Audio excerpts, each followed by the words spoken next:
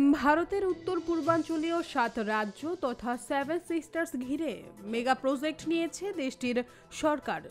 সেই প্রজেক্ট বাস্তবায়নের প্রয়োজন অবারিত ইন্টারনেট, অথচ এই রাজ্যগুলো ভারতের একেবারে শেষ প্রান্তে অবস্থিত।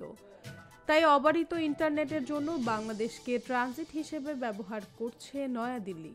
তবে সম্প্রতি 7 সিস্টার্সে ইন্টারনেট ট্রানজিট না দেওয়ার সিদ্ধান্ত নেয় বাংলাদেশ টেলিযোগাযোগ নিয়ন্ত্রণ কমিশন। 2021 সালে বাংলাদেশকে ট্রানজিট হিসেবে ব্যবহার করে 7 সিস্টার্সে প্রথম ইন্টারনেট সংযোগ চালু হয়।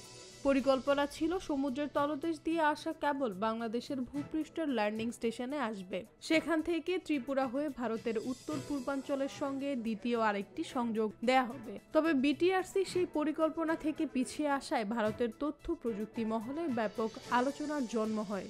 গেল কয়েক বছরে 7 সিস্টার্সে তথ্য প্রযুক্তি শিল্প গড়ে তোলার জন্য ভারত সরকার নানা প্রকল্প নিয়েছে।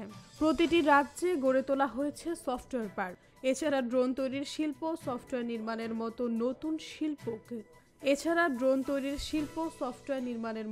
নতুন শিল্প কেন্দ্রেও গড়ে উঠেছে। বাংলাদেশের উপর দিয়ে ইন্টারনেট নেওয়া গেলে ত্রিপুরা, অরুণাচল প্রদেশ, আসাম, মিজোরাম, মণিপুর, মেঘালয় ও নাগাল্যান্ডে দ্রুতগতির ইন্টারনেট আরও ছড়িয়ে দেওয়া সম্ভব হতো।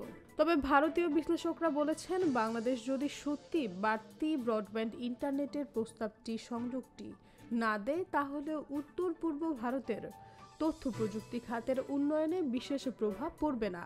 ব্যান্ডউইথের চাহিদা বাড়লে তা সামাল দেওয়ার জন্য নিজস্ব পরিকল্পনা অনেক বছর আগে থেকেই তারা করে রেখেছেন। তাদের ভাষায় বাংলাদেশের সঙ্গে প্রস্তাবিত ব্রডব্যান্ড সংযোগটি ছিল একটি বিকল্প মাত্র।